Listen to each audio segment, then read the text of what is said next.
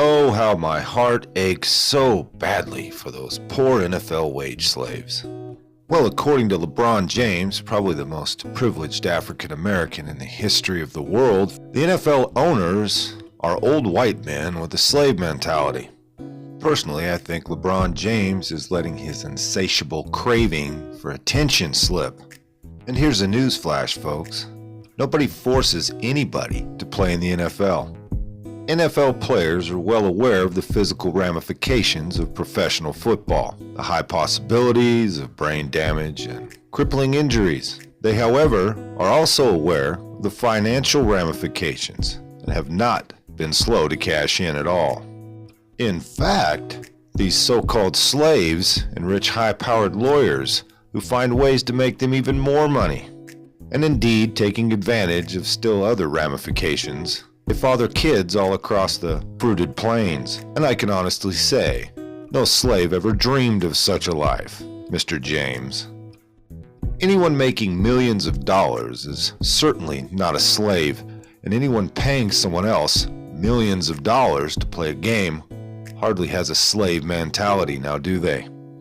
Now, it's a hard-nosed business mindset on both sides, nothing more, nothing less. And of course, LeBron James is just looking for a way to complain because he's black and feels responsible to lead the chorus. Sadly, yet another ramification of sports today, where a full-grown supposed man can't just enjoy his success, but has to whine about how unfair life is. Oh. So for the love of God, please, please, put a cork in it, LeBron. You sound not only ungrateful, but out of touch with reality. There was a guy a few years ago who quit pro football specifically because he wanted to be able to walk and think when he got older. There's absolutely nothing out there that stops other NFL players from doing the same damn thing, except their own dreams, their own greed, their own love of the game that they play that pays them so well. How's it going, folks? Hope y'all are doing well. Got a good article here. This one comes by way of the New York Post.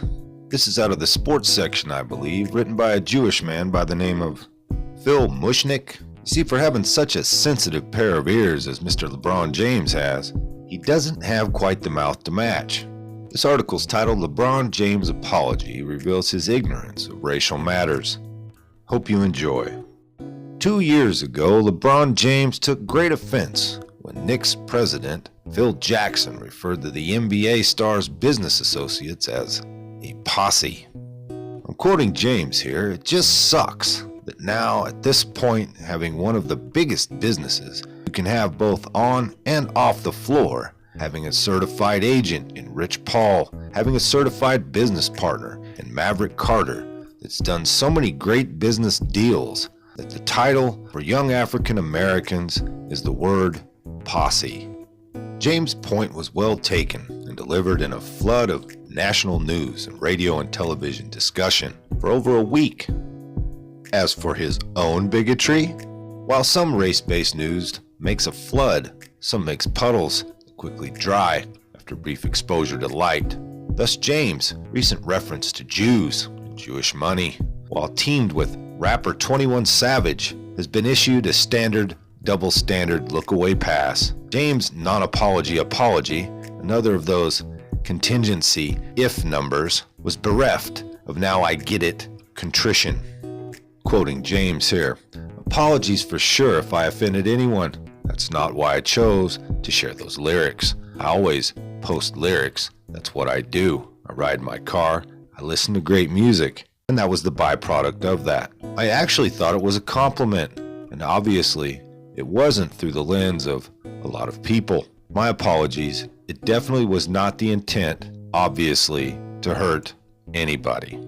Offended? As a Jew? I'm more offended by such a dismissive, no hard feelings alibi. As Black America continues to be represented by race-hustling, media-empowered charlatans such as Louis Farrakhan, Jews are bloodsuckers, I'm doing quotations with my fingers now, and of course wink and nod anti-Semite and selectively outraged Reverend Al Sharpton. And lest we forget Reverend Jesse Hymietown Jackson. I often wonder what young blacks are taught about Jews. Do you think now that Jewish money, more than 100 years ago in New York City, was the white money that helped found the NAACP, that Jewish money has endowed urban hospitals that turn no one away? I wonder if they know that the preponderance of white bloodshed by civil rights marchers in the 1960s was Jewish blood. 2 Jewish freedom marchers were murdered in Mississippi, from martyrs to suckers. So why are American blacks urged to resent Jews? For their prosperity? For their charity? For their centuries of refusal to be annihilated? Or for their emphasis on education and devotion to family? And again, where was black leadership to condemn James, or at least issue a mild scolding? But such conspicuously unfair play is knocking the liberal out of the right-headed. James, days before his Jewish money post, demonstrated his preposterous historical ignorance by issuing that revolting, simple-minded, and hideous analogy of the NFL with slavery. Quoting, "The NFL, they got a bunch of old white men owning teams, and they got that slave mentality. And it's like, this is my team. You do what the F I tell y'all to do, or we get rid of y'all," unquote. Can he be that damn lost? That's the term of employment for all, the butcher, the baker, and the candlestick maker. To compare athletes making an average of $2.1 million for seasonal work to antebellum whips and chains slavery is disgusting. And once again, these privileged NFL slaves have the one great freedom Southern slaves did not, the freedom to quit. But again, no big deal. James moves merely along. He's entitled as a basketball superstar and a racial activist, I guess. Even if he favors and hangs out with rap artists who sing effing N-word bitches. I wish he'd been there for the breakfast chat I had with a black woman who teaches in a Baltimore middle school. She was heartbroken, powerless to prevent 12-year-old boys in her classes and on her watch from calling one another the N-word and denigrating 12-year-old girls in the vilest sexual gutter terms. She agonized about African American culture stuck in reverse by choice and habit, but not by white people. In April, crotch-grabbing rapper Kendrick Lamar won a Pulitzer Prize. And of course, no one on that selection committee would dare publicly recite his vulgar, women-degrading N-word lyrics, now would they? And isn't it ironic that white high school kids are suspended for singing rap songs that win Grammy Awards? What a country we live in. But again, I'm coming from a bad spot. I was raised to weigh matters only on a merit of right or wrong, not black or white. Common sense suggests you can't attain equality with inequality. In 2013, Riley Cooper, a white Eagles wide receiver, used the N-word kaboom. Philadelphia's black mayor, Michael Neuter, although publicly embracing black N-wording, women-trashing, profane rappers, demanded that the Eagles immediately fire Cooper. That very same year, the Phillies signed Dillman Young, a black player who had assaulted a man in Manhattan because Young thought he was a Jew. Mayor Neuter, or Nutter, must have been good with that, because he didn't say a word. Now I could ignore all this, choose the path of least resistance and risk, silently pandering. I could whistle while I work, but I wasn't raised to ignore inequality. Well, folks, that's about it for that one. My opinion, LeBron James is probably the best basketball player of our generation. That being said, he's a product, or becoming a product, of a culture in today's sports, professional sports anyways, of athletes giving opinions on things they know nothing about, or very little about. I tried to look back at the years of Michael Jordan's greatness. I didn't like Michael Jordan. Part of me hated him. In my school years, I played basketball. I was a big Patrick Ewing fan, a New York Knicks fan.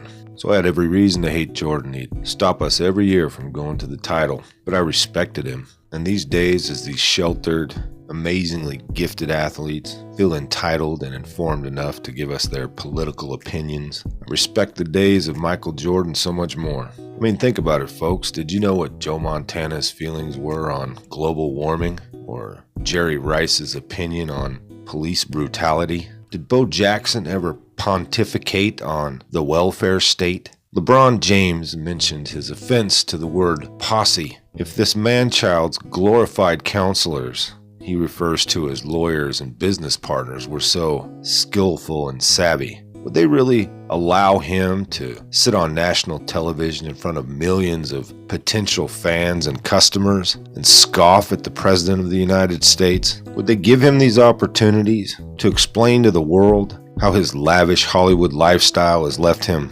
brainwashed and manipulated into believing the liberal status quo? At the end of the day, you can't really blame LeBron. He was just an extremely talented physical freak plucked out of high school and thrown into the mainstream. This no doubt will continue. If I followed the NBA, which I do not, more of a college ball guy these days, I would bet I would know 5 of the top 10 players' political views. And most importantly, I would bet about 80% of the fans in the stands would disagree with those views, which is what's important to these players and should be. If LeBron truly does believe that there's a slave owner mentality, I can only imagine the frustration when he looks up into the thousands of people in the crowds that he performs in front of and notices all of them are middle class, well 80% of them at least, are middle class white men with their children. You see, as the NFL viewership drops, the NBA, which is already doing horribly bad, drops. These guys don't understand. When you take a knee or you wear a t-shirt about how you can't breathe to impress your rapper buddies or whatever, you're pissing off hundreds of thousands of your best customers. These owners all see this and they fully understand what you're doing, and they fully understand the negative repercussions of what you're doing.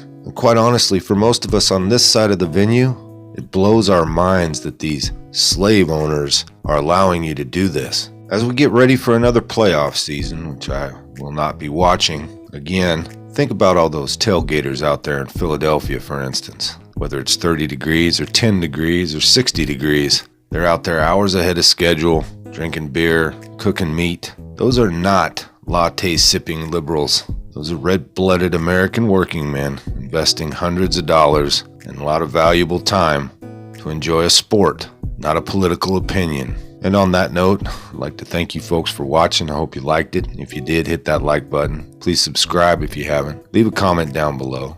There's a PayPal link in the description box, so please leave $1 in the bucket on the way out the door. And until next time. No. Come on, move. Move. Easy, easy.